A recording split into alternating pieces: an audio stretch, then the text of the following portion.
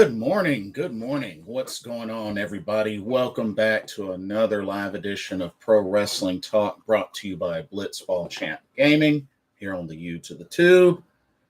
I'm your host, Blitzball Champ Jason Ingram. Glad to be back on here. Hope everybody's doing well. Hope everybody had a great week. The weekend is here. Hope all are well. It's been a good week. I can't complain. It's been a pretty good week. So, on this morning's Pro Wrestling Talk, gonna do a recap of Stardom's New Blood #3 show that took place yesterday. Was free. Was on YouTube, so easy access. I haven't watched Midsummer Champions yet. I'm going to watch that later, and I'm going to do a separate video on Stardom Midsummer Champions. So, for the sake of that, no spoilers. I know it's already happened. Please, no spoilers for this live stream, because I'm going to watch it and give my thoughts in a separate video. So, for now, when it comes to Stardom, I'm going to focus on Stardom New Blood #3. Today. Also, I'm going to talk about the most recent report on Vince McMahon. Looks like he done made some more boo-boos. And something tells me there's going to be even more that gets discovered in this whole Vince McMahon investigation. Whew, yeah. Also going to do some AEW talk, some WWE talk, maybe a little bit of New Japan Pro Wrestling. I know we got the G1 Climax starting this coming week, so got that to look forward to. But yeah, so let's jump right in to Stardom New Blood #3. This was yesterday, and once again, definitely been loving these Stardom New Blood shows. It's been really cool seeing them showcase, some of the rookies, some of the, the younger talent, the more, inexperienced talent, and also seeing multiple promotions represented. I really like how they've been doing this. And Stardom New Blood #3 did not disappoint. Not to mention, they also announced that there will be a New Blood #4 in August. So we already know when the next one's going to be. But New Blood #3 was at the Shinagawa Intercity Hall in Tokyo, Japan. And like I said, this is on the Stardom main YouTube page for free. Of course, it's, no English subtitles, but still, free is free. But anyway, let's get into the matches. We started out first with a singles match between Mai Sakurai and Yuri. Now, I don't know that much about Yuri, but I like her already. I liked her moveset. I noticed that she did a flipping senton. I love her intensity. I love her bubbliness. This was a pretty good match. This was definitely a pretty good match between her and Mai Sakurai. Definitely back and forth. But when it was all said and done, which I was really surprised that Mai Sakurai doing the diving elbow drop wasn't enough to put Yuri away. I was really surprised to see that. I was just like, oh, okay. Because normally lately, Mai Sakurai has been getting her victories after hitting that diving elbow drop. But it took her doing a pretty much a front fall forward suplex, a front suplex, before she got the 1, 2, 3 and defeated Yuri. Match was under 10 minutes, so it wasn't a crazy long match or anything like that. But I thought it was a really good match to start off New Blood number 3. Both these ladies look really good. But hey, ever since joining Donna Del Mundo, my Sakurai has been seeing some success.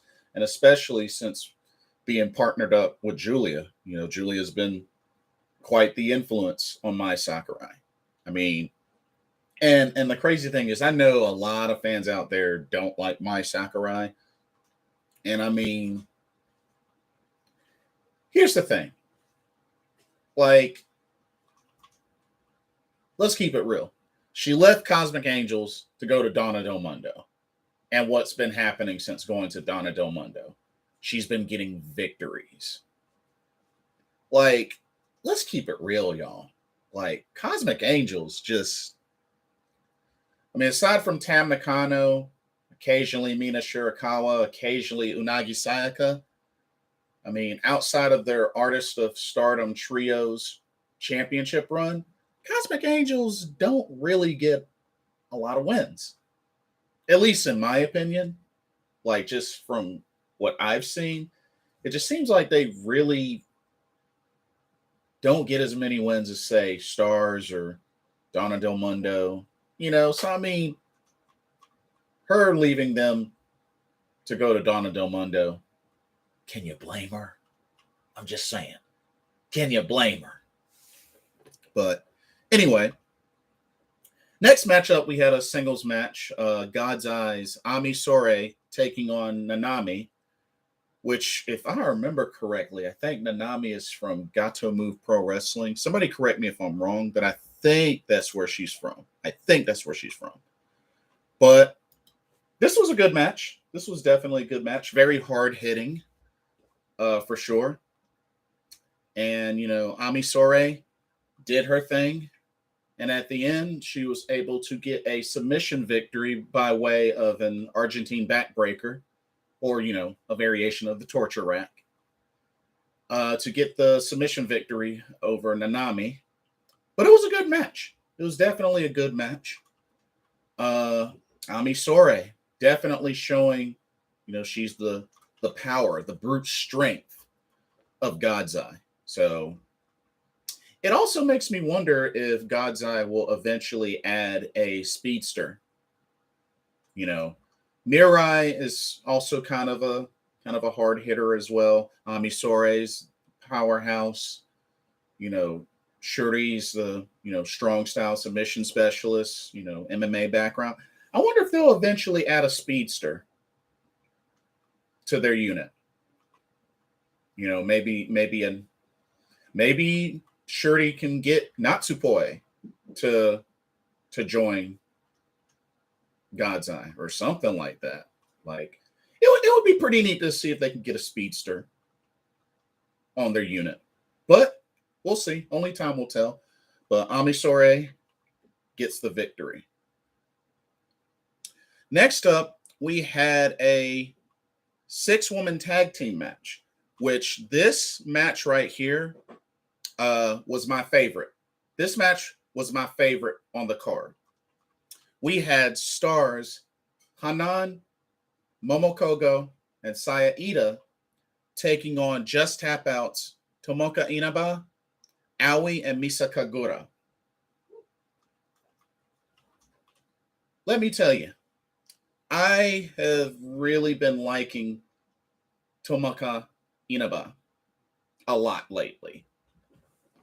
And just seeing more and more of her in these recent shows, I think has been really cool. Really, really cool. And this 6-woman tag team match was very exciting. Very much back and forth. All 6 ladies were showcased really, really well. I really like the entrances of Just Tap Out, especially Aoi doing the break dancing and Tomoka Inaba doing like the kata, the little mini kata. Definitely love those entrances. I also love her theme. Inaba's theme, really, really cool theme.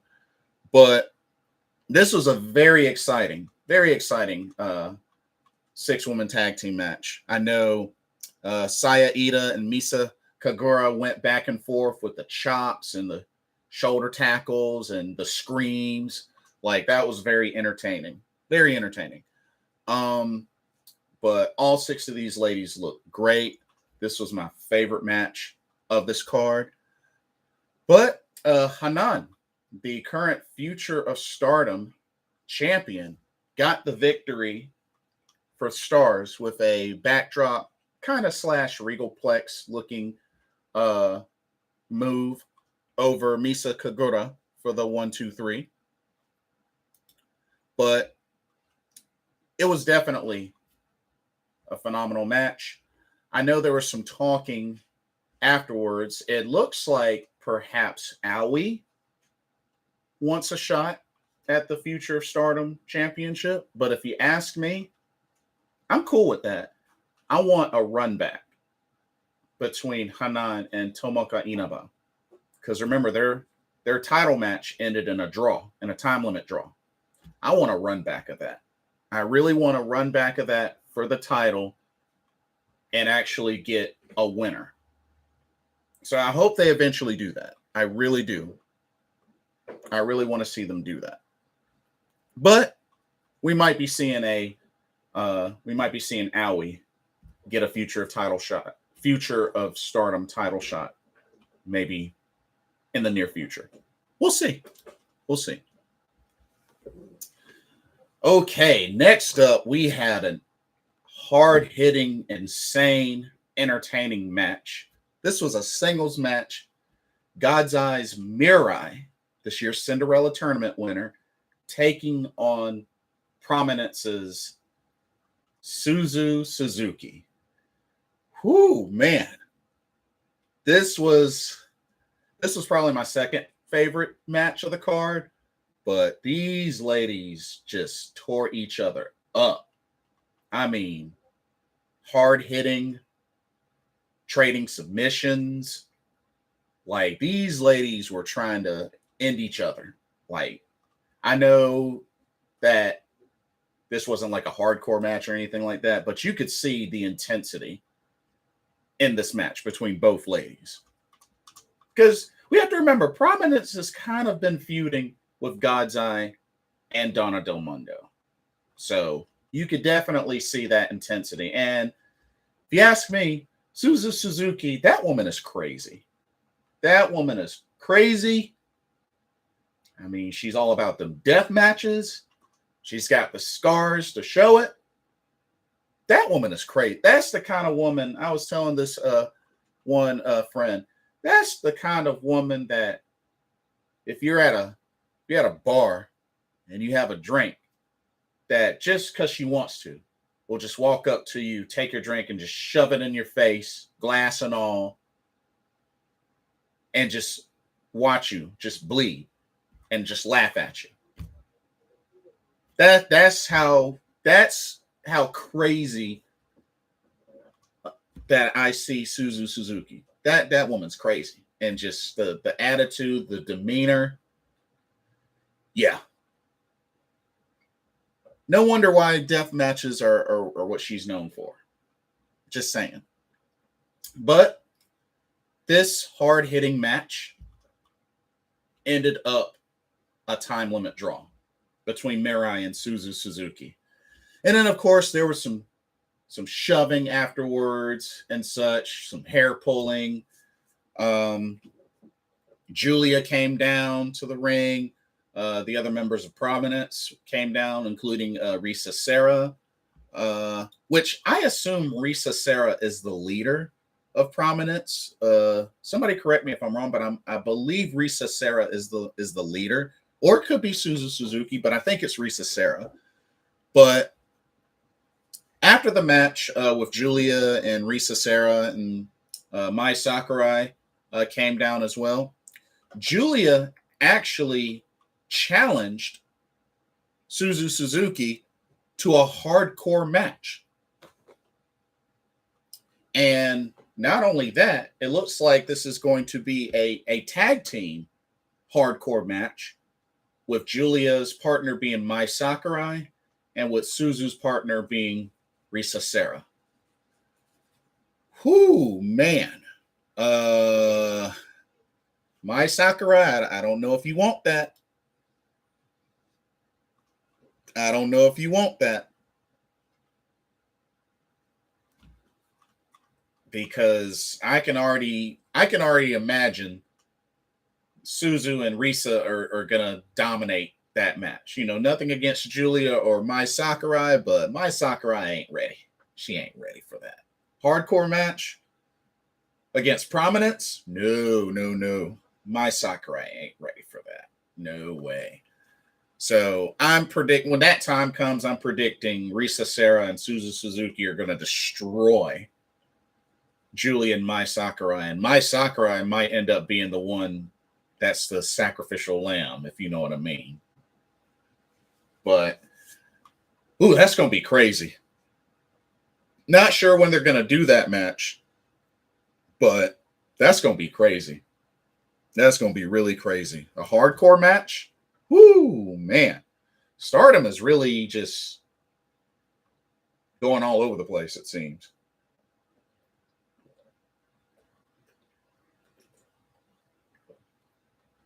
This type of match might end up being on the Stardom and Showcase show or type of show, but we'll see.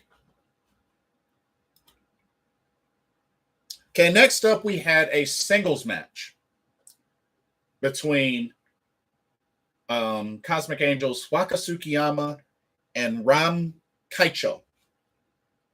Now, these two ladies have been like dissing each other and attacking each other and throwing powder and all sorts of substances in each other's faces at the press conferences.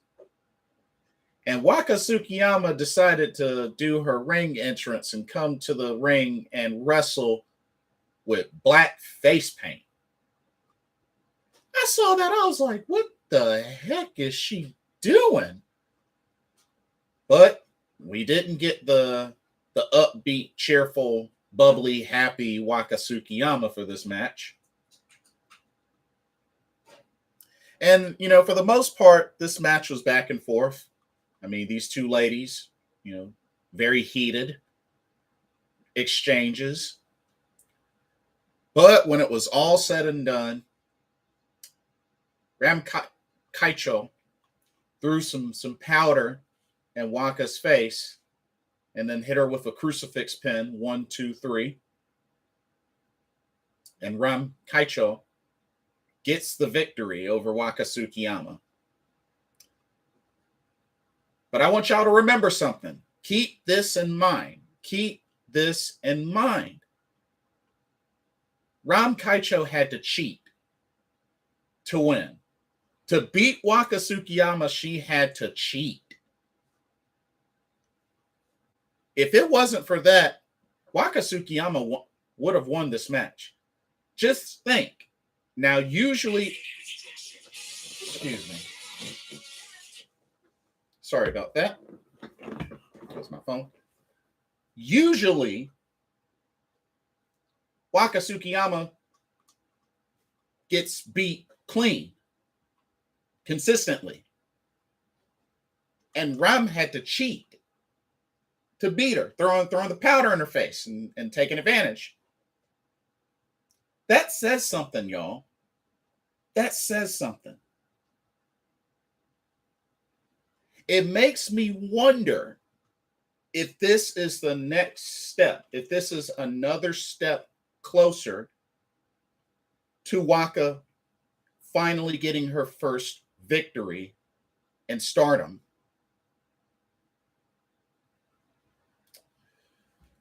I think so. I just really feel like this is a detail that you can't ignore.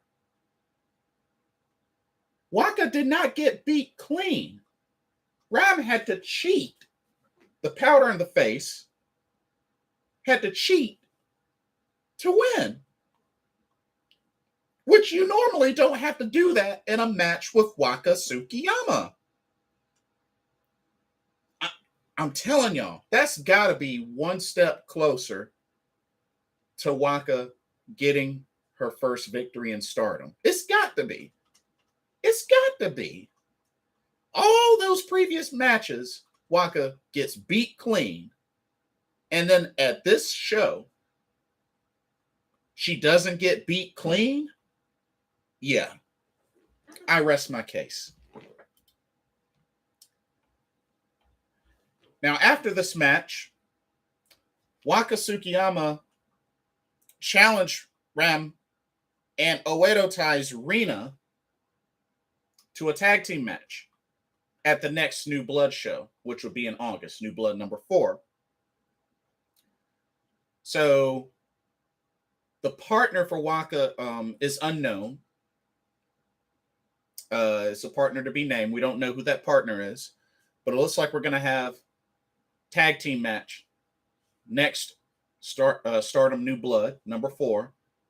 Waka and X versus Ram Kaicho and Rina of Oedo Tai. That should be good. That should be good. Okay. Next up, we had a 8-woman tag team match. We had Oedo Tai's Starlight Kid, Ruka, and Rina, and also Diana's Haruka Misaki taking on Cosmic Angels, Unagi Sayaka, Mina Shirakawa, Yuko Sakurai, and also Rina Amikura. Hey, Bushin Ryu Cat. Morning. Nope. Just you so far. Just you so far. This was a pretty crazy match. This match was kind of all over the place. And like I said, we get to see some of the members of Colors, the subunit of Cosmic Angels, wrestle. But this match was all over the place. Just the ladies were pretty well showcased. It's interesting, this relationship currently that Haruka Umesaki has with Oedo Tai, and even at the beginning, Starlight Kid, they posed with her. Starlight Kid shook her hand, and the other ladies were like, please. But they worked together as a team. They were a cohesive unit, and it ended up paying off as Oedo Tai and Umesaki got the victory, as Starlight Kid was able to submit Yuko Sakurai with a stretch muffler type submission, which I thought was pretty cool. I mean, you normally don't see Starlight Kid get submission victory, so hey, I'm all for it. I'm totally all for it. So hey, I'm all for it. But yeah, it was a pretty good match. But looks like, Haruka Umesaki, maybe there will be future partnerships with her and Oedo Tai. Looks like they could be a thing. Who knows? Looks like it could be a thing. We have a visitor. Hello, fellow Blitzballer. Hello to all those watching. Thanks for coming through.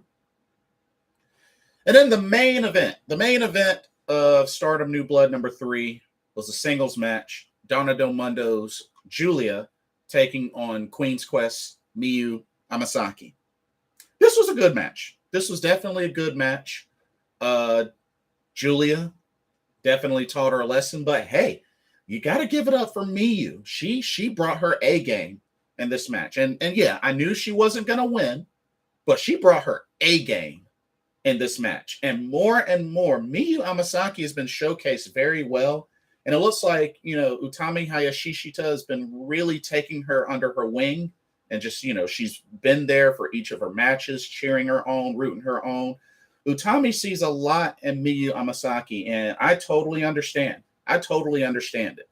And Miyu Amasaki, who knows? She's probably going to be a future of Stardom champion someday. I don't doubt that. But she had a really great challenge in the main event against Julia. Julia did defeat her with the Glorious Driver. And, she showed her respect. afterwards and, lifted her up, said some good things, whatever those were. Bushimu Cat says, okay, I missed the start. Did you comment on Waka's face paint? Yes. Not only did I comment on the face paint, which was really weird because that, translated to Waka not being her usual self. But Bushin Ryu Cat, keep this in mind. Waka did not get beat clean. Ram Kaicho threw powder in her face and then hit her with a crucifix pin. Now, normally, Waka gets beat clean. And in this match, Ram had to cheat to beat her. If you ask me, that means we are one step closer to Waka Tsukiyama finally getting her first victory, whenever that may be. But she is one step closer to getting her first victory in her Stardom career. Plain and simple as that. I don't care who it is. You cannot tell me that doesn't mean anything, how that went down. Because Waka usually gets beat clean. I think this is the first time that she's been beat unclean in her Stardom career. This is a detail that should not be ignored.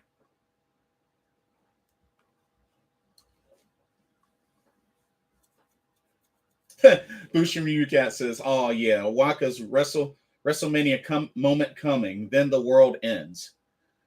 And also, let's remember, Waka does have a future Stardom championship opportunity, which I know Midsummer Champions happened. I haven't seen it yet, Bushin Ryu Cat. I haven't seen it yet. I'm going to see it later.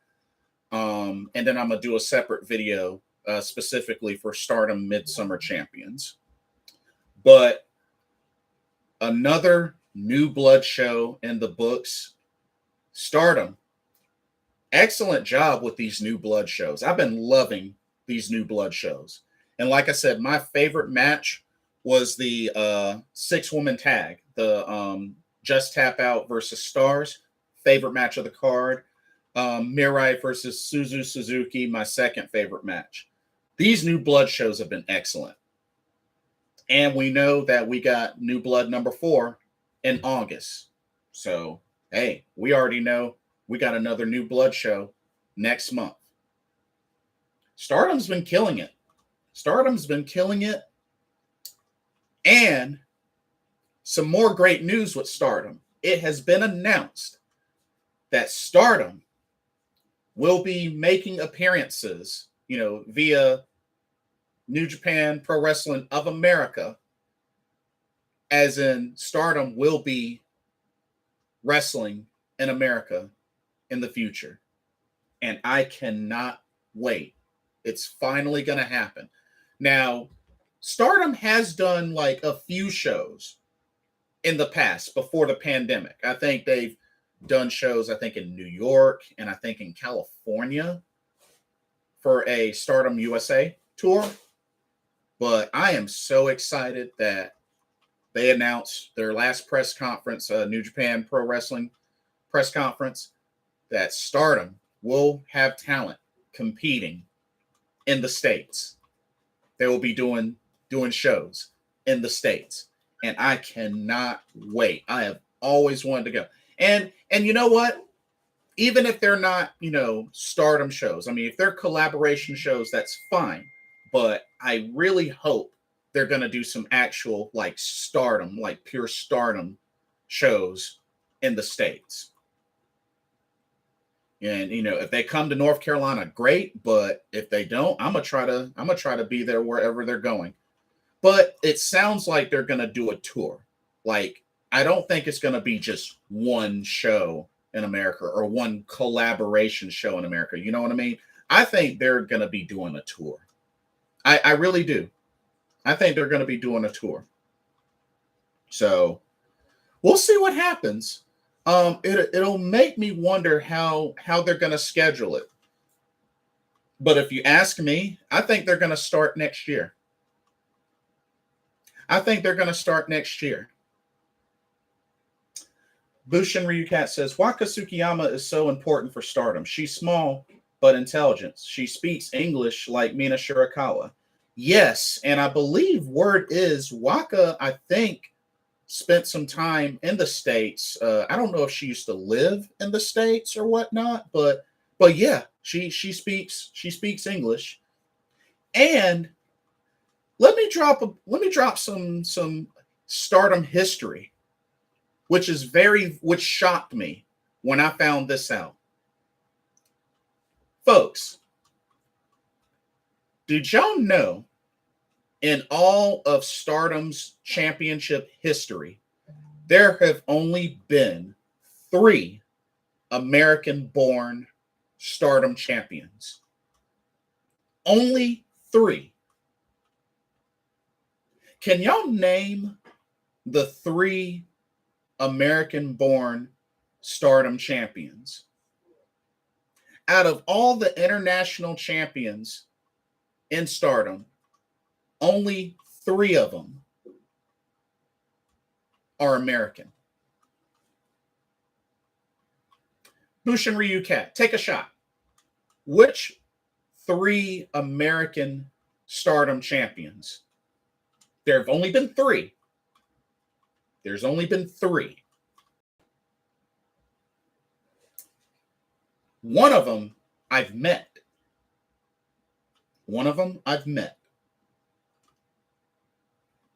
I'll give y'all a hint. The 3 American champions, one held the Wonder of Star Championship. One held the High Speed Championship. And the other held 1/2 of the Goddess of Stardom championships. Those are your only 3 American Stardom champions in Stardom history. Only 3. There's only been 3. Take a shot. And one of them I've met.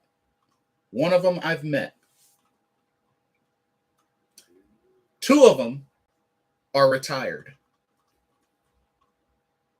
There's another clue for you. 2 of them are retired.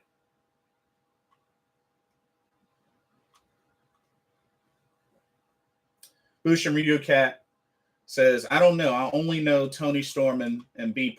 Priestley. Close. Both are international champions, but B is New Zealand, I believe, and Tony Storm is Australian. So it's not them. Or actually, no. Well, yeah, technically, B. Priestley is English New Zealand. But yeah, English New Zealand. But I'll go ahead and tell you. The 3 American champions, Santana Garrett, who was a Wonder of Stardom champion, white belt. Chris Wolf, who is a high-speed champion. And Haley Hatred, who was 1/2 of the Goddess of Stardom champions. Those are your only 3 American champions in Stardom history. Haley Hatred, Chris Wolf, both of them retired, and Santana Garrett. And the crazy thing, the SWA championship, which is known for having, international champions, especially because of the rules, we haven't even had an American SWA champion. That's kind of crazy. But you best believe, with Stardom returning to the States, that's going to change. That's going to change. And I think it's only a matter of time before Stardom crowns its first American-born World of Stardom champion. It's only a matter of time.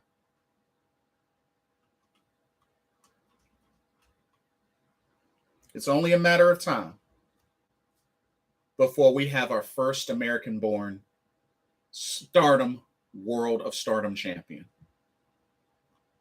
Busha Ryukat says, LOL, that was like a trick question. Thank God donuts weren't on the line.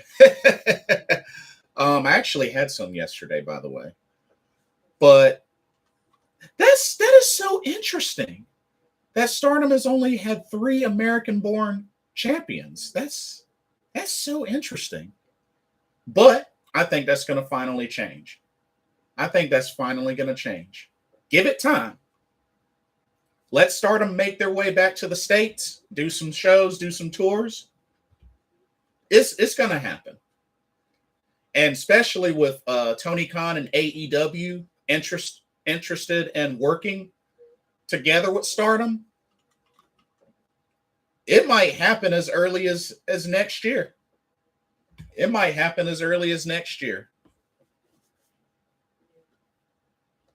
Heck, Mayu Iwatani's been wanting to defend the SWA championship in the States.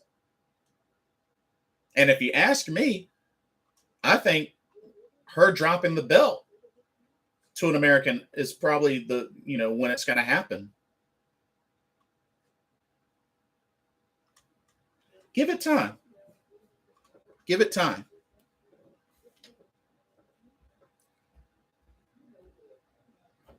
Okay. But yeah, that's all that I have for Stardom for now. Like I said, I'll do a separate video for Stardom Midsummer Champions. Okay. Bushin Ryu Cat says it's gonna be a game changer for Stardom to go international. Shirley might get some retired MMA fighters to join.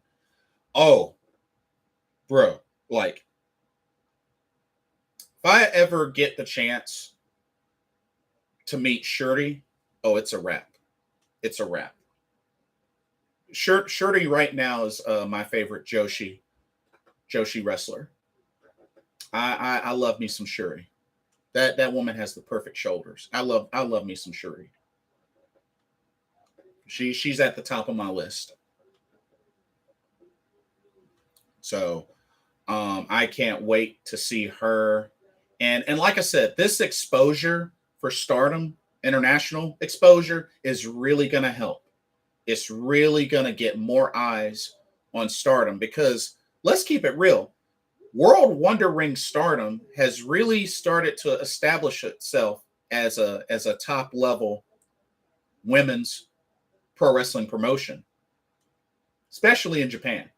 I mean, I know Japan has a handful, that what you call it, Sendai Girls. You got Tokyo Joshi Pro Wrestling. So yeah, Marvelous.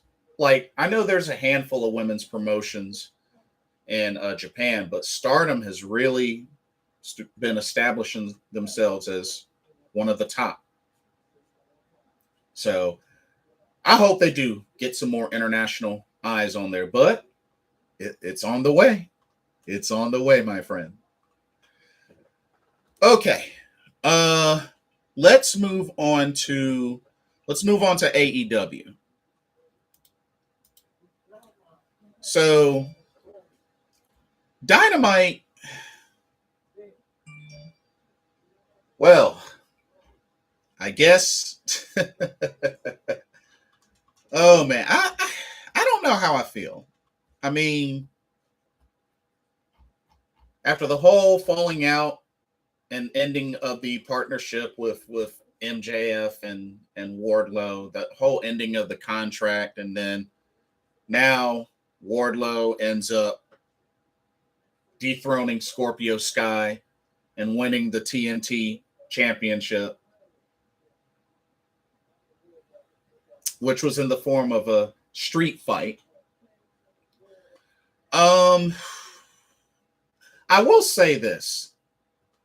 Wardlow, I think, should go back to the F10 because the Powerbomb Symphony, I'm sorry, the Powerbomb Symphony just it's overrated. And honestly, I felt like it was overrated when he went up against CM Punk and hit him with 9 or 10 power bombs. And like on the last attempted power bomb, CM Punk reversed into a roll up and got the victory. Like, honestly, at that point, Wardlow should have stopped the Powerbomb Symphony because it makes no sense to hit that many power bombs on somebody and then try to go for another one and then they just roll you up for the 1, 2, 3. Nah, he should have stopped using that Powerbomb Symphony after that match. But I was really impressed by Wardlow's Swanton Bomb. Dude has a pretty dang on good Swanton Bomb. He's got a pretty good Swanton Bomb. I was very impressed. But Wardlow is your new TNT champion, and it makes me wonder if there's going to be another belt change because Scorpio Sky had like the gold and purple belt. So, wonder if they're going to do another belt color change to complement Wardlow. Probably. But kicked off Dynamite, crowning a new TNT champion. Kind of feel for Scorpio Sky. But it was like one of my friends in one of the Discords I was in wanted to see Scorpio Sky face Speedball Mike Bailey for the X Division title. Well, maybe they can make that happen now. I mean, hey, I'd be down for that match. Maybe they can make that happen. And what the heck is this whole petition that Smart Mark Sterling has to get Swerve Strickland fired? Like, what? It just seems kind of random.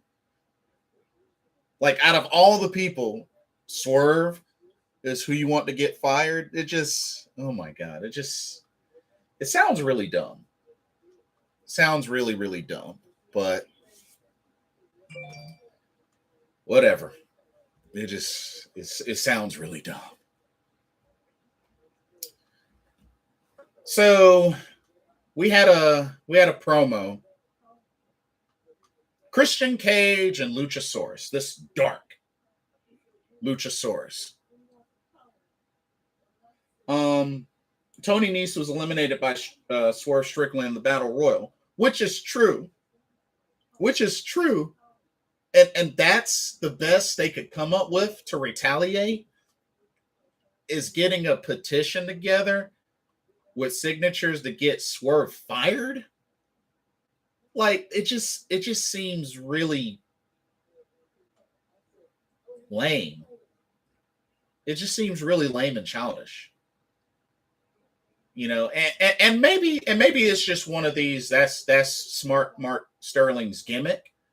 I mean, after all, he was gonna get Wardlow sued, and that led to a whole 20 Bodyguard versus Wardlow match. So I guess that's part of Mark Sterling's gimmick. I guess maybe. I just think it's really cheesy. I think it's just really cheesy. But that's just me. But man, Christian Cage, I guess is now MJF 2.0 right now, because Christian Cage, he's been going in on Jungle Boy, and Matt Hardy came out, tried to back him up, and then he ripped into Matt Hardy, the Hardy Boys. Just, oh man. Even mentioned Jeff Hardy and his issues. I'm like, dang, Christian. and Luchasaurus beat the mess out of Matt Hardy. Dang. Christian going in. I mean, taking shots to Jungle Boy's father. Like, dang, Christian. I hope Jungle Boy and the folks signed off on that, because dang. Christian been going in on the junk smack dirty talk towards Jungle Boy. And then recently towards Matt Hardy and Matt and Jeff. Like, goodness gracious. Dang, Christian. But at the end of the day, I just see it as they're trying to make him MJF 2.0. That's really ultimately how I see it right now. I mean,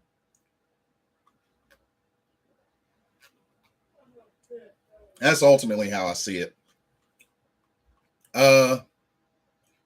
Had a backstage face-off, Jake Hager and Claudio Castagnoli, former tag team partners. We, the people, back in WWE. So it'll be good to see those two go at each other at the upcoming Fyter Fest. Hey, Jesse Midnight, welcome to the stream. Solid New Blood 3 recap.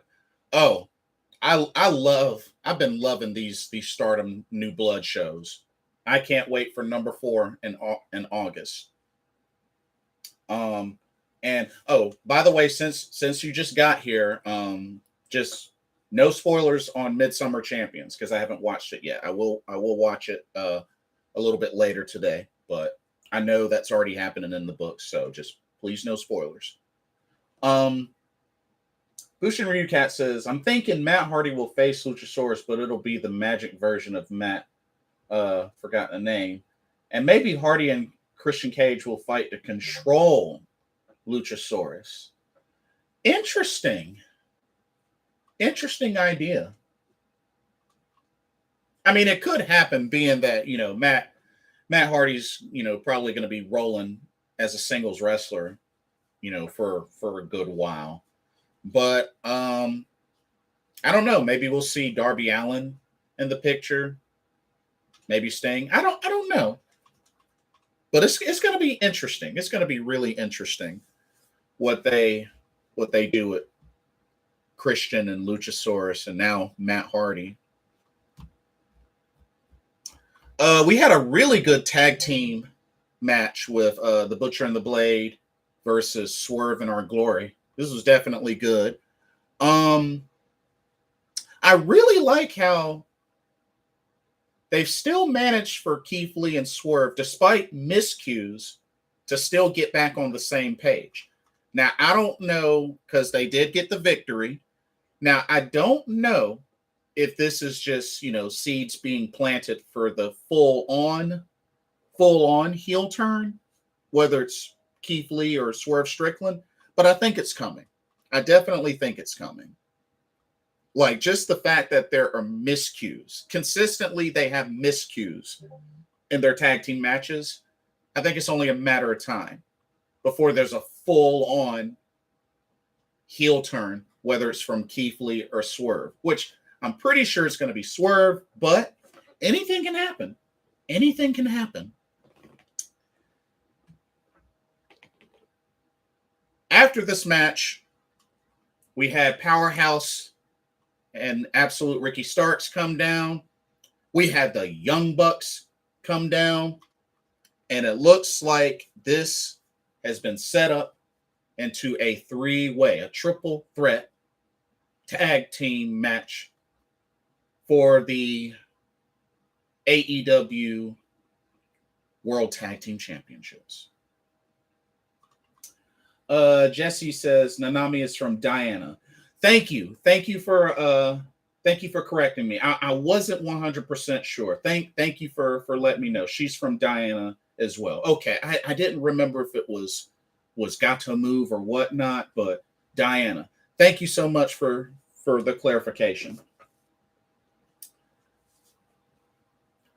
Question, Jason. What does the audience chant when Keith Lee is in the ring? I don't know his WWE career much.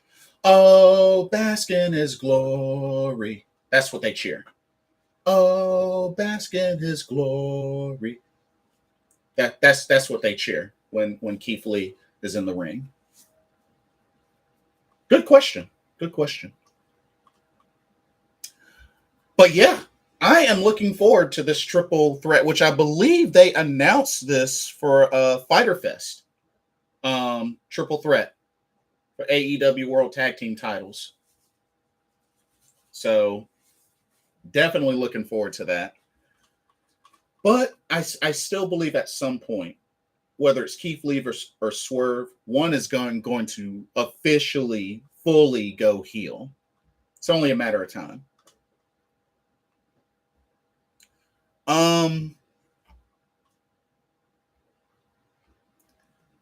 The whole Dark Order segment.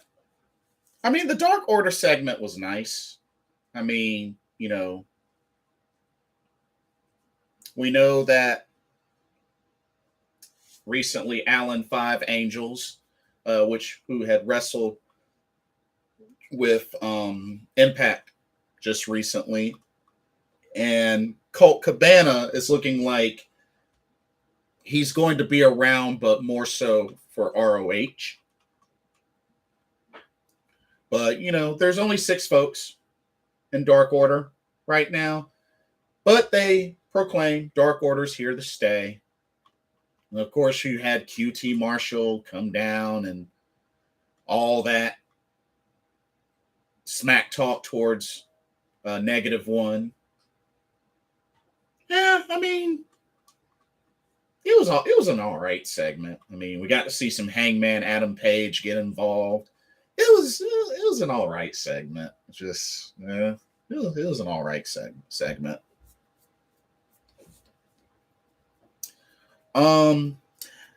Is it me, or like what's the thing that they're doing now with it seems like, you know, second hour of Dynamite or whatnot is when good old JR joins commentary. Are they just splitting his time now on the commentary?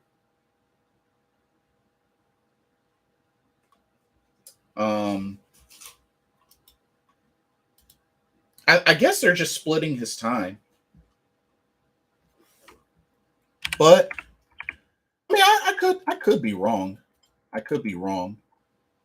But yeah, I think good old JR, I guess, is just doing commentary starting the second hour of Dynamite going forward, perhaps.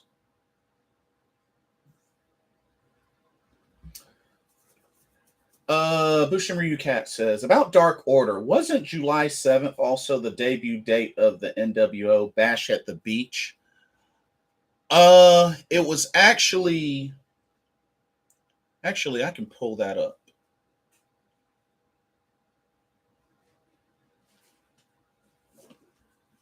Because I actually don't remember if it was. Because I want to say I thought it was either Bash at the Beach or the Great American Bash.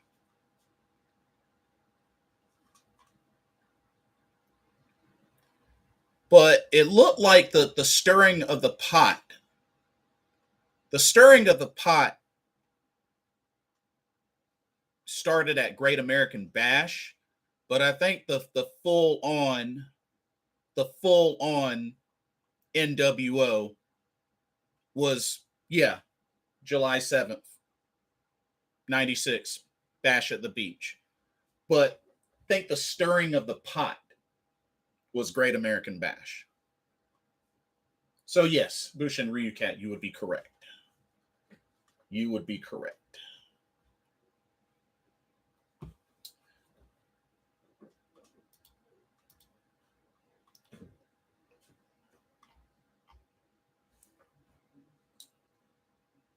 Next up, I was really, really happy to finally see Roosh in action in AEW.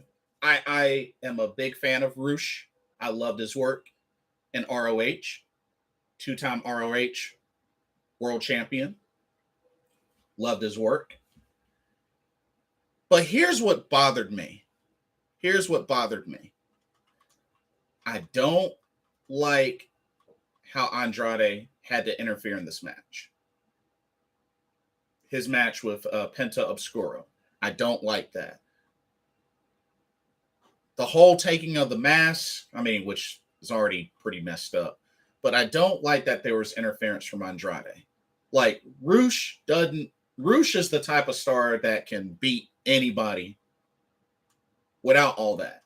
And I know they just established their partnership and whatnot, but I was a little annoyed that Andrade interfered in this match. I was annoyed. I was really annoyed.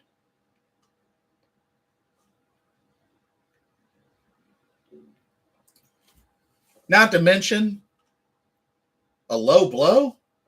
Come on now. But I'm more upset about the interference. It's like, really? Really? I mean, it's cool that, these two faced each other. I mean, they have a rivalry that dates back, over the last handful of years, but it's like, why the interference? I don't like it. No. Oh, well. Well, it looks like the Acclaimed and the Gun Club are all that blew over. For a second, it looked like Billy Gunn was going to have the Acclaim's back. And then wham, bam, famouser, thank you, ma'am.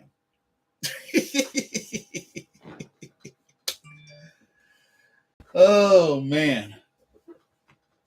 I mean, it was fun while it lasted, but I mean, it was fun while it lasted. It was great laughs. It was definitely great laughs.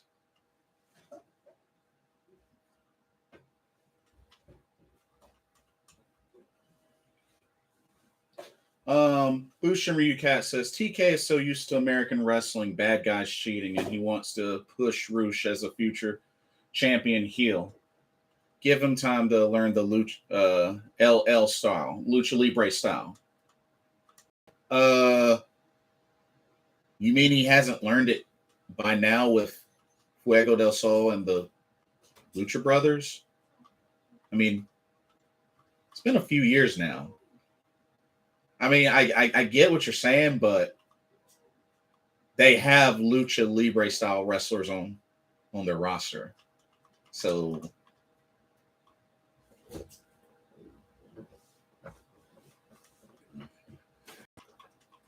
I'm just saying. But I mean, fair point, but it's not like they don't have Lucha Libre style wrestlers on the AEW roster.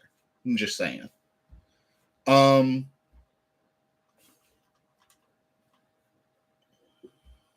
We got to see Thunderstorm, Tony Storm and Thunder Rosa in action against Nyla Rose and Marina Shafir, which, I mean, Nyla Rose and Marina Shafir have been teaming up for a little while now. It looks like they've established quite a thing there.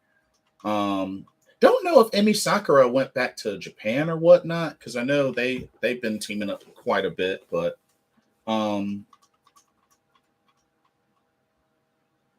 yeah, like, just they've been teaming up for a little while now. I mean, all the Mexican style, it's different from us. And just say Bushin from now on, it'll be easier. You got it. Bushin it is. You got it. You got it. But yeah, Thunderstorm. Thunder Rosa and Toni Storm just recently had their title match. Thunder Rosa won, and now they're teaming Thunderstorm. It's all good. It's all good. These ladies look good. These ladies look good. I like the name too. Thunderstorm. Very fitting. Very fitting. Bushin says, good. Women's division was what I wanted you to talk about. To bring in the first women's tag team championship. We need at least 4 consistent teams, and AEW has them.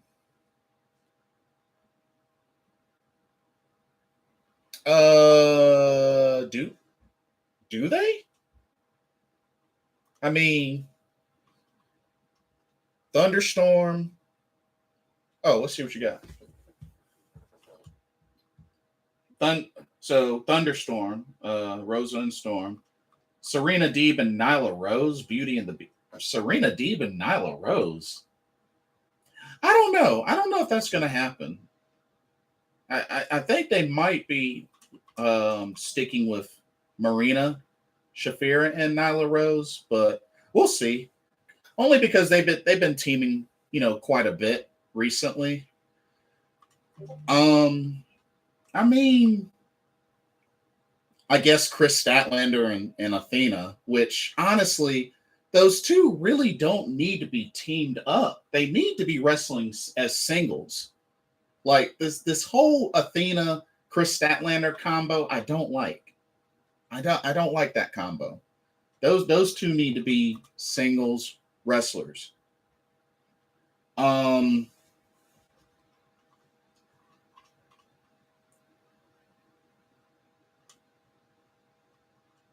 mean, honestly, I don't really see. I mean, hold on, let me pull up the AEW roster because now I'm curious.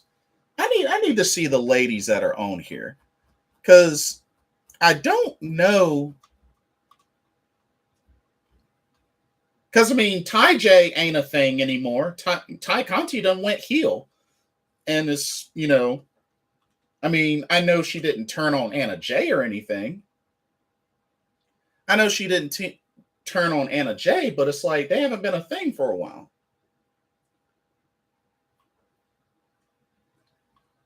Bushin says Athena, Chris Statlander, Fallen Angels, and Britt Baker, Jamie Hayter. Yeah, Britt Baker, Jamie Hayter. Yeah, sure. Britt Baker, Jamie Hayter. I'd be down for that. But Athena, Chris Statlander, I don't like that combo. I don't like that combo. They really should be, because here's the thing.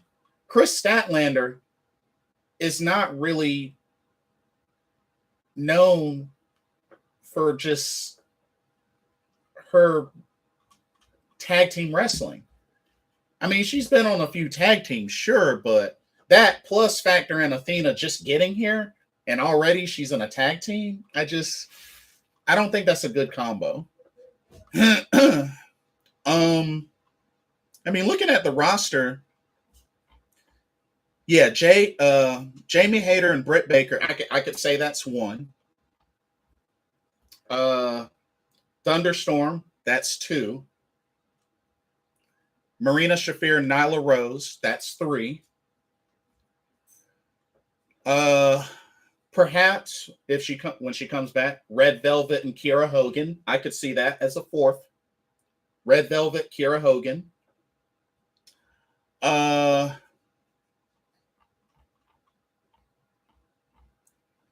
Perhaps they could go to Team Japan and do a Hikaru Shida and either Emi Sakura or Hikaru Shida and Riho or Yuka Sakazaki. I mean, that's 5. They could do something with that. But I mean, I just don't think it's big enough. I don't think there's enough.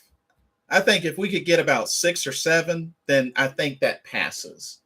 But 4, too small. If they can get 6 or more, okay, you got a women's tag team division. But 4, I just don't think is enough. Bushin And Jason, what if Sasha Banks and Naomi come to AEW and the baddies of her? Yeah, the baddies. What if Sasha Banks and Naomi come to AEW? I absolutely do not want that to happen. I would rather see Sasha Banks in Japan with like Stardom somewhere in Japan. I want to see Sasha Banks on an international scale.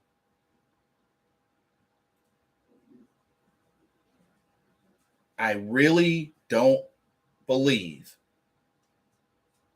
there will be room for her in AEW as well as Naomi. Naomi, Impact Wrestling. Sasha, Japan. I really just don't feel like what would happen if they went to AEW, they would probably get a lot of attention and a lot of shine, and they will completely either get lost in the shuffle or they will take everybody else's place. And I don't think that's fair. I don't think that's fair. Not to mention, I think Sasha's probably going to do movies and other projects. I don't think she's going to go like quickly back into pro wrestling. I don't. But if she does, Japan is like the top number one place I could see for her. As many photos and training sessions as she's had,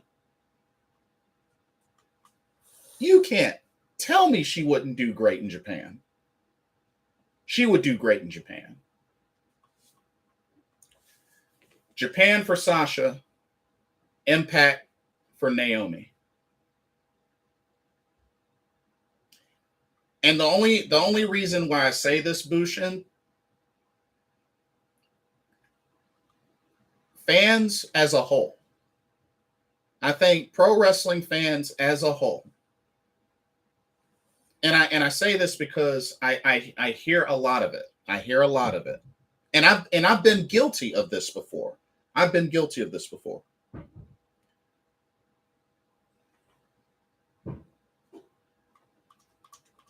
When a wrestler gets released from, say, WWE, Impact, or whatnot, we got to stop being so quick to say AEW. Like, that's not always a good idea. That's not always a good idea. AEW seems great on paper, but also AEW has their share of issues as well. And one of them being that they like to fill up the roster just rapidly. That's great, but that can be bad as well. I try my best to think about best fit more so than easy access, if that makes any sense. About Sasha, you make a good point. She would demand and could command top billing. Hollywood is what she wants. Yeah, I could see that. And I could see that. But I would really love to see how she would do in Japan. I would love to see how she would do in Japan.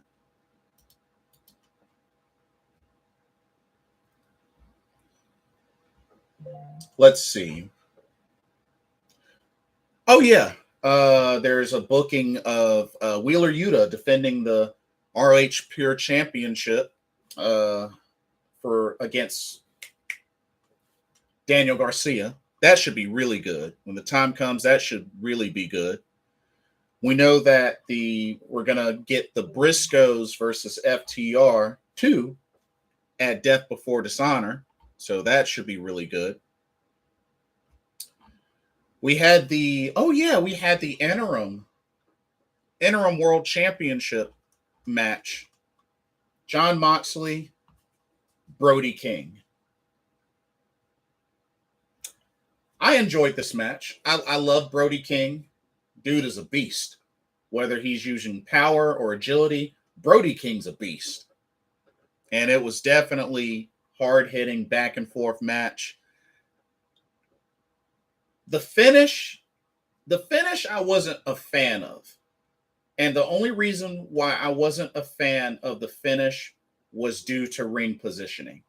I'm sorry, but Jon Moxley had Brody King in that sleeper submission, that bulldog choke. He had him in that submission way too close to the rope. Brody King should have easily and he would have been right at the rope. If they would have done the finish near the middle of the ring, okay, I would be like, okay, that kind of makes sense. But they did the finish so close to the rope. The ring positioning, I really feel like damaged the finish of this match. Because, I mean, Moxley got a submission victory over Brody King. I mean, it's kind of a big deal. It's kind of a big deal. But being that it was done so close to the rope, where Brody King, all he had to really do was just...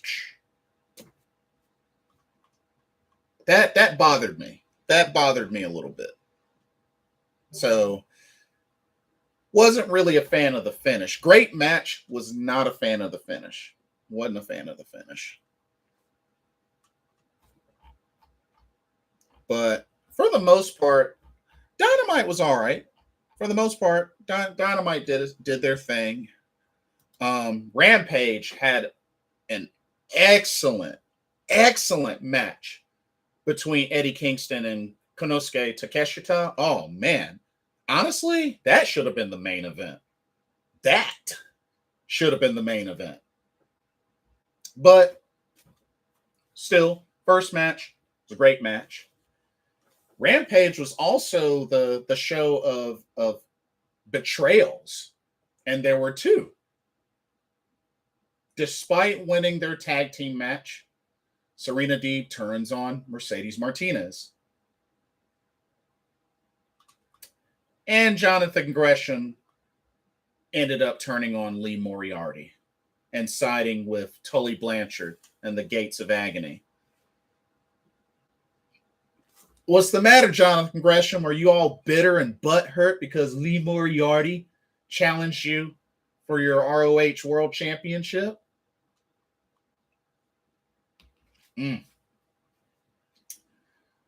But that should be good. That should be really good and a highly technical match.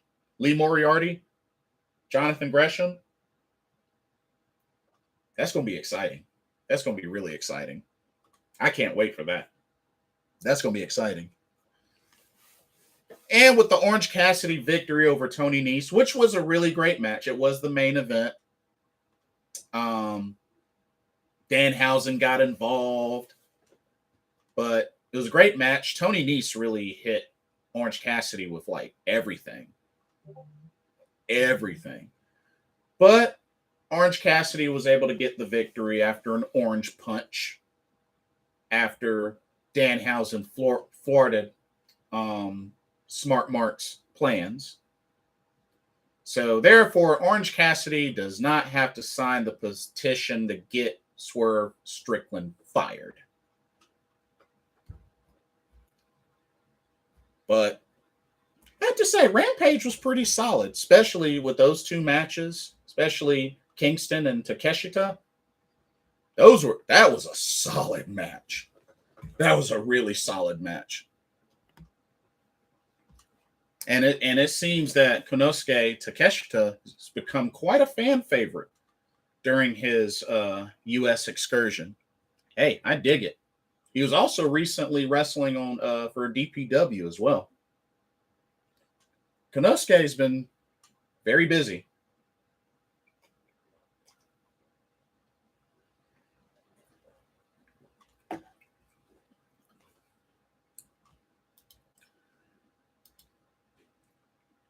All right.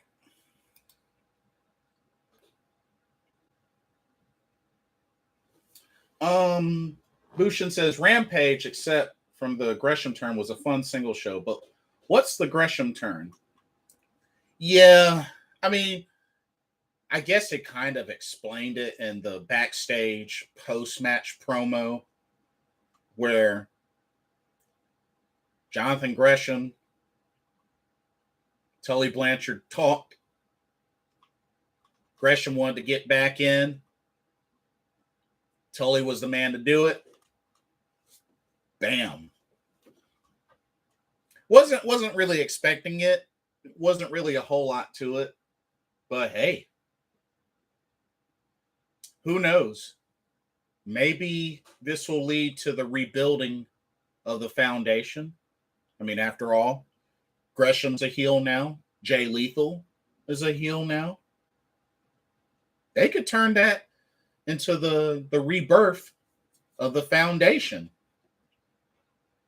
Could happen. I take this as just a small seed planet, if you know what I mean. I take it as a small seed planet. But yeah, Fyter Fest starts Wednesday. So that should be good. Fyter Fest.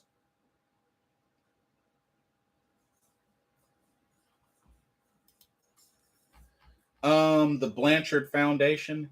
How does Jay Lethal fit in? Well, the Foundation was a faction on ROH that was Jonathan Gresham, Jay Lethal, Rhett Titus, Hot Sauce Tracy Williams. That was an actual stable in ROH a while back. That's what I meant. They were a stable before, like way before Tully Blanchard was even in this. You had Jay Lethal, you had Jonathan Gresham, you had Rhett Titus, you had Hot Sauce Tracy Williams, the Foundation. That's what that is.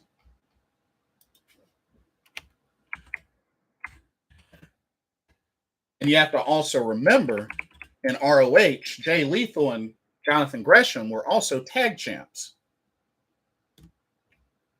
So a lot of history there. A lot of history.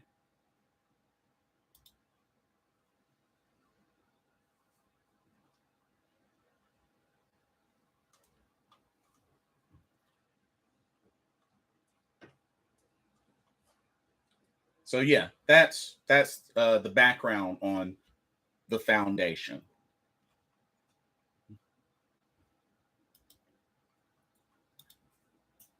Okay. With New Japan Pro Wrestling, we got the G1 Climax starting this coming week. So that's going to be very exciting. I also got my ticket for New Japan Strong High Alert in Charlotte near the end of this month. Definitely looking forward to that. They're really building the card out for that. So just wanted to throw a mention in for that. Okay. Let's get into the E. Let's get into the E. I got to keep it real with y'all. SummerSlam doesn't really look exciting. I mean, so far as they're building the card, 3 of the matches are rematches. I mean, Roman Reigns, Brock Lesnar, rematch. Matchup for like the 8th time. Bobby Lashley, Theory, rematch. The Usos and the Street Profits, rematch. Pat McAfee and Happy versus Happy Corbin. That should be interesting. Liv Morgan versus Ronda Rousey. Interesting on paper, but here's what bothers me about that. Are they really going to have Liv Morgan beat Ronda Rousey clean? Are they really going to have Liv Morgan? I know she's the SmackDown Women's Champion, and let's also keep in mind she won it on a cash-in. She won it on a cash-in. I don't care what anybody says. She won it on a cash-in. Are they seriously going to have her beat Ronda Rousey clean?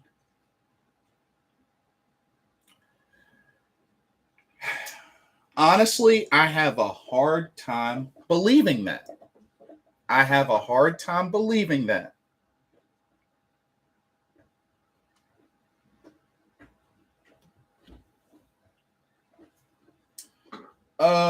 Going to NJPW Strong Show. Yeah, at High Alert. It'll be in Charlotte. Can you try to get a quick Fred Rosser interview? Ooh, the strong open weight champion. I don't know if I have that kind of pull. I wish, but I don't think I have that kind of pull, especially not on camera, unfortunately, Bushin. I wish, but I mean, you never know. But I don't think I have that kind of pull, unfortunately. I'm not a big enough name, if you know what I mean. But we'll see what happens. But we have to also remember that Liv Morgan couldn't beat Becky Lynch twice. Had 2 chances. Couldn't beat Becky Lynch. Now, and I understand Becky Lynch, cheated, but she couldn't beat Becky Lynch twice. So she couldn't beat Becky Lynch twice, but then you're going to have Liv beat Ronda Rousey clean. I don't believe it. I don't believe it. I just cannot picture her beating Ronda Rousey clean. I can't. So I don't know. I don't know how this is going to be. But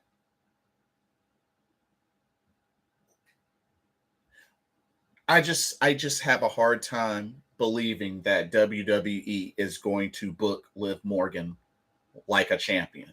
I find it hard to believe. Because we have to remember, this is Liv's first championship.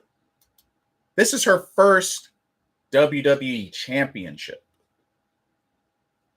So I know it seems like, folks want to say, oh, you're making a big deal. Yeah, folks have to realize this is Liv Morgan's first WWE championship. She's never been a tag team champion. She's never won a championship in NXT. So, and then some folks want to say, well, look at Bianca Belair. She didn't win her first championship until the main roster. Come on now. Y'all know dang on well Bianca Belair has been booked way better and much more different than Liv Morgan. Let's not even play ourselves. Come on now. Let's not even play ourselves.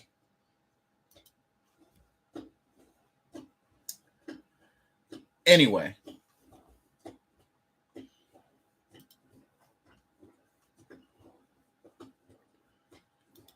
Raw didn't really care too much about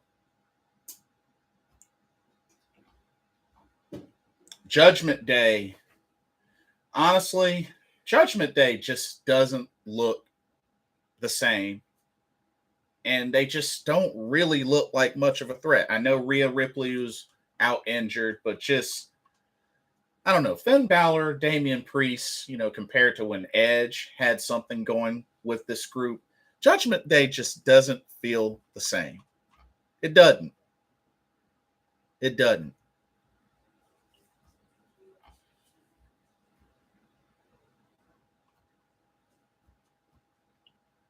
But I don't know. Raw was just But if anything, Raw still had more matches than SmackDown. I don't know what the deal with SmackDown is. Too many folks doing a whole lot of this on SmackDown and a lot less wrestling.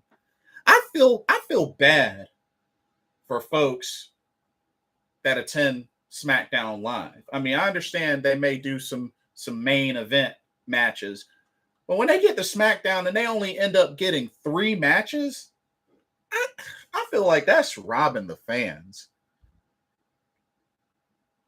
I mean, this is fine, But when you're consistently seeing more this compared to actual wrestling, that's an issue. That's an issue. But yeah, SmackDown's been doing a lot of, at least Raw has actually been having matches. Long or short, at least they've been having matches. The champs, Bianca and Liv, teamed up, had some success over Carmella and Natalya. Bobby Lashley and the Profits over Theory and Alpha Academy. Bushin, that was what the word is, but I think is Edge injured? Maybe Finn Balor's just a stand until he heals up. What I think is going to happen, you remember those vignettes?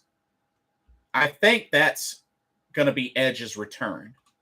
The vignettes with the Kurt Angle medal, with the Dudley's glasses, with the lowrider, Eddie Guerrero lowrider license plate, those things, the Jeff Hardy sleeves.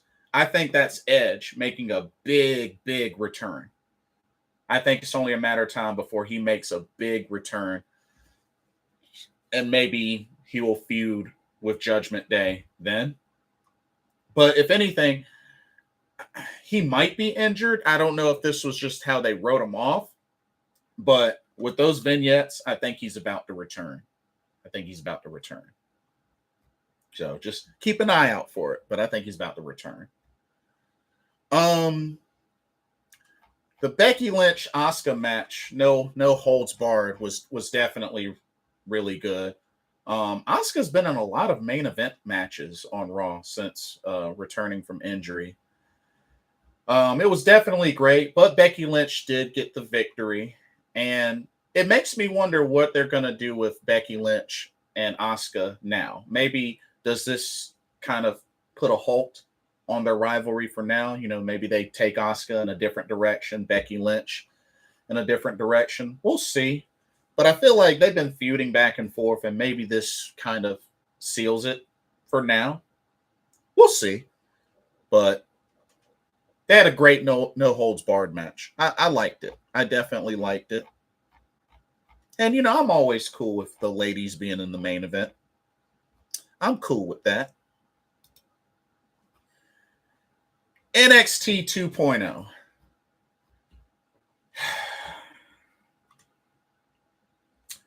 I still don't get a lot of the stuff that they're doing there. So you have Roxanne Perez win the breakout tournament, winning a free contract to challenge for the women's championship. And you turn around and you have her and Cora Jade team up and dethrone Toxic Attraction and win the NXT Women's Tag Team titles. Titles that you easily could have had for Kaden Carter and Katana Chance. So what are they going to do? Turn around and have Mandy Rose versus Roxanne Perez, and she dethrones Mandy Rose and become a double champion? Huh? Like, this booking just makes no sense. This booking makes no sense. Really, really makes no sense. Because it's already bad enough that Mandy Rose really hasn't wrestled that much. I mean, she wrestles in like big intervals. You know what I mean? Shoot, I vaguely, like, before they went up against Cora, Indy, and Roxanne, when was the last time Toxic Attraction even wrestled as trios? As a trios. They rarely wrestle as a trios. So it's like Mandy Rose nowadays doesn't wrestle until her title is on the line. It's just, I don't know. I really don't get some of the booking. I really don't. Well, looks like Tiffany Stratton has the one up in the rivalry with Wendy Chu. I don't know if that's the end of that or if they're going to keep that going, but she did beat Wendy Chu. Trick Williams cheated to beat Wesley. Got to put some alcohol. I'm pretty sure that was alcohol. I mean, I'm sure it was just water. They're not going to, just, you know what I mean? But it was made to look like, I guess, alcohol on his gloves, and then just blinding Wesley and taking advantage of the blinding, and was able to get him with a 1-2-3. It looks like we're going to be seeing Apollo Crews versus Giovanni Vinci. That should be good. That should be really good. I like what they got going there.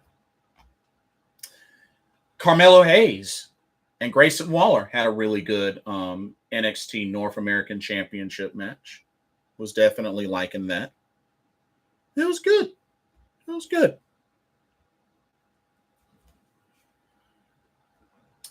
You had the Creed brothers versus Roderick Strong and Damon Kemp for the NXT tag team titles. That's one thing we'll say, definitely a lot of title matches at this Great American Bash. Definitely plenty of title matches. Of course, Creed brothers did get the victory. Bushin says, wait, Apollo Crews is in NXT? He's a main event guy. Well, here's the thing. His main roster run hasn't really been great. Bushin had a very short United States Championship reign, had a very short Intercontinental Championship reign, and then just booked to obscurity. So if anything, I feel like this is him reviving his career going back to NXT. And I think it's a reasonable move. And who knows? Maybe he'll be the one to dethrone Braun Breaker for that NXT championship, a title that Apollo Crews has never won. So that's how I see it. Kind of like the whole Mandy Rose coming back to NXT, coming to NXT kind of revitalized her career. I'm thinking the same thing with Apollo. Cold Rap Star, cool name. Welcome to the stream. But yeah, that's how I'm looking at it, Bushin. But yeah, plenty of title matches. Braun Breaker, Cameron Grimes for the main one, the NXT Championship, was really good. And it was definitely back and forth. And of course, I got to root for Cameron Grimes. He's a North Carolinian, just like me. But definitely, Braun Breaker winning makes sense. Braun Breaker winning makes sense. As much as I love Cameron Grimes. But then afterwards, Jordan Devlin, I'm sorry. JD McDonough attacks Braun Breaker from behind at the end of a Great American Bash, which he's supposed to be debuting this coming week. So, well, looks like we know the next feud that's been set up.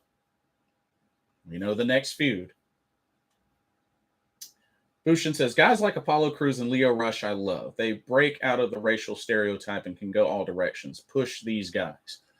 I would also like to add Cedric Alexander and Shelton Benjamin as well. I really would love to see them get pushed, because it is a travesty what they're doing with Cedric Alexander and Shelton Benjamin. A travesty.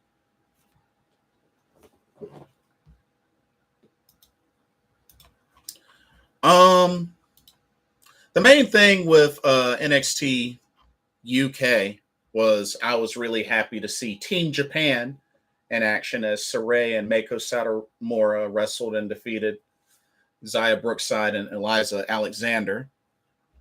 But I do hope that Mako and Sakurai will eventually face each other. It's got to happen. It's got to happen. Make it happen, NXT UK. Make it happen.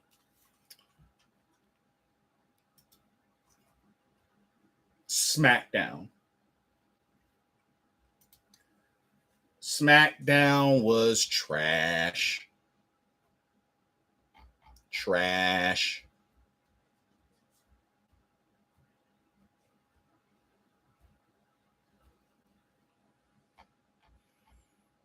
More talk.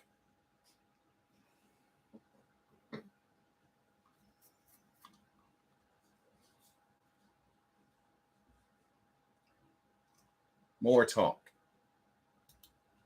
I mean, it is just really, really